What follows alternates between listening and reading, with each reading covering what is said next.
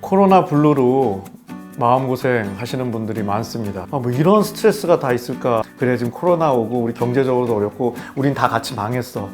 그래서 이 마음 방역이 요즘 화두인 정신의학 쪽 용어가 염증성 우울증을 가져올 수 있다는 거죠. 우리 장에는 세균이 있거든요. 이 세균이랑 우울증이랑 무슨 상관이 있을까? 그래서 외상후 성장으로 좀 잘 갈 수 있는 심리 팁이 뭔가 요약하면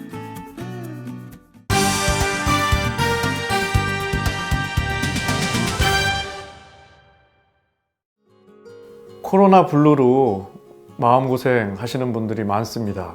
사실 저 또한 예외는 아니고요. 한 몇 주 전에 정말 블루, 우울한 마음이 찾아와서 야, 이게 참 어떡하지? 싶었던 적이 있는데요. 뭐 이런 스트레스가 다 있을까 싶습니다. 스트레스의 안 좋은 면은 다 있는 것 같습니다. 죽음에 이를 수도 있다는 공포, 뭐 이만한 스트레스가 있을까요?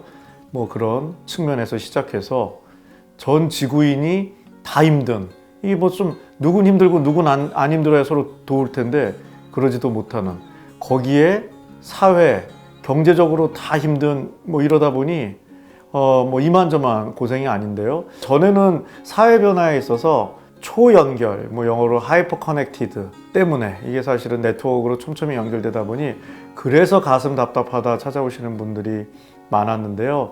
요즘엔 여기에 더해져서 정확한 영어 단어는 아닌 것 같은데 언컨택, 이 비대면 상황이 되다 보니 보고 싶은 사람도 내 마음대로 볼 수도 없는 거냐, 뭐 이런 등등의 스트레스가 중첩돼서 정말 마음이 불편한 이런 상황인 것 같습니다. 코로나로 인한 이 마음과 몸에 모두 불편한 일들이 생기는 건데요. 그래서 이 마음 방역이 중요한 것 같습니다. 마음 방역하면 코로나로 지친 마음만 좀 잘 위로하면 되지 않나 생각할 수 있는데요. 전혀 그렇지가 않은 면이 있습니다. 요즘 화두인 저희 정신의학 쪽 용어가 염증성 우울이라는 게 있습니다. 아니 이게 무슨 웬 염증성 우울?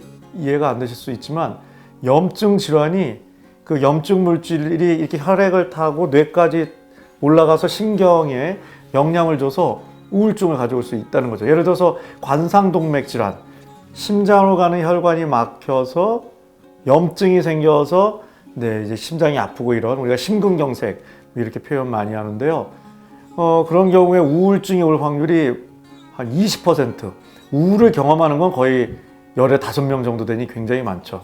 당연한 거 아니야? 그렇게 심각한 병이 심장마비까지 찾아왔는데 어떻게 안 우울해? 이 몸과 마음을 분리하면 이제 그렇게 심리적으로만 생각할 수 있는데요. 그게 아니라 염증 자체가 우울을 만들 수도 있다는 거죠. 그런데 반대로 우울이 또 염증 반응을 일으키기도 합니다. 염증성 우울을 치료할 좀 새로운 치료제가 나올 걸 기대할 정도로 이게 사실은 몸과 마음이 서로 연관이 되어 있는 걸로 되어 있는데요. 코로나 스트레스로 우울하고, 우울하면 그것만으로도 염증 세포가 올라갈 수 있는데 그걸로 인한 심리적 허기로 비만 세포가 생기면요, 비만 세포가 또 염증성 물질을 많이 생산하는 걸로 되어 있습니다. 그럼 그게 뇌를 타고 들어가 더 우울해지고 더 스트레스 받고 더 먹고 싶고 더 염증이 되는, 그래서 이 몸과 마음 관리는 함께 잘 해주는 게 중요한데요. 그래서 이럴 때일수록 위험한 밀집된 곳은 아니지만 내 몸을 챙기는 가벼운 산책, 운동이라도 꼭 해주시는 게 중요하고요. 또 이 염증을 매개하는 데 중요한 게 우리 장에는 세균이 있거든요. 나쁜 세균도 있지만 건강한 세균도 많습니다. 이 세균이랑 우울증이랑 무슨 상관이 있을까 또 싶은데 그렇지가 않은 거죠. 우리가 좋지 않은 음식을 많이 먹으면 이 장내 세균이 건강한 상태를 유지하지 못하고 그러다 보면 또 장에 염증이 많아지고 그럼 또 염증 물질이 의외로 장에서 감정이나 수면 같은 걸 조절하는 세로토닌이라는 물질을 다량 생산하는 걸로 되어 있고요. 신경세포 자체도 100억 개 정도 이상이 이렇게 달려 있어서 너무 멀리 떨어진 것 같지만요, 뇌, 마음이랑 장이 세균을 통해도 연관이 되어질 수 있는 부분도 있습니다. 그럼 어떤 거를 식사하면 좋은가? 우울증 예방식은 뭐냐? 당연히 몸과 연관이 있기 때문에 비슷합니다. 우리가 맨날 이렇게 먹을 수는 없겠지만 과일, 야채 많이 먹고 생선, 해물류 더 좋고 소고기나 가공식품은 좀 상대적으로 좀 덜 먹는, 그리고 잡곡 이런 걸 먹으면 좋죠. 매번은 어렵겠지만 내 몸의 파트너 장을 위한 주간, 건강세균을 위한 주간을 이래도 만드셔서 한 1, 2주 정도는 숙제처럼 하면 다 힘듭니다. 그래서 이렇게 좀 건강식을 했을 때 배도 편하지만 약간 몸도 가벼워지고 느낌도 좋아지는 이런 느낌을 즐겨보라, 이렇게 권고를 하죠. 마지막으로, 다 어떻게 보면 우리가 좀 트라우마 상황인데 이 트라우마를 계속 우리한테 남아서 이 코로나가 끝난 다음에도 사람도 보기 싫고 그럴 수도 있습니다. 이게 심하면 외상후 스트레스성 장애라는 게 있죠. 근데 이것만 있는 게 아니라 위기 상황에 있는 분들이 어떻게 봤더니 이게 좀 잘 성장으로 이걸 전환시키는 경우도 있다고 하는데, 이걸 이제 외상후 성장이라고 하죠. 그래서 외상후 성장으로 좀 잘 갈 수 있는 심리 팁이 뭔가 봤더니, 첫 번째가 나는 왜 이것 하다 못 견뎌, 코로나 블루가 왔더니 난 바보야, 약해. 이게 굉장히 안 좋은 걸로 되어 있습니다. 지금 코로나 블루를 안 겪는 분들은 안 겪는 게 아니라 너무 억누르는 분일 가능성이 많겠죠. 지금 어떻게 울적하지 않을 수 있겠습니까? 그래서 그런 건 당연한 거야. 날 좀 안아주는 게 중요하고요. 두 번째는 혼자서는 힘이 듭니다. 그래서 사회적 회복 탄력성, 이런 이야기를 좀 나눌 수 있는 그 누구. 근데 남의 고통을 나누는 게 어려운 일입니다. 감정도 전염이 돼서이기 때문인데요.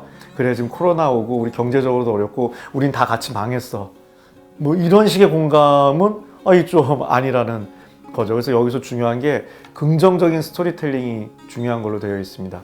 우리가 언어를 지배하는 것 같지만 수단으로 때로는 우리가 만든 스토리텔링, 언어가 우리의 삶을 지배하기도 한다는 거죠.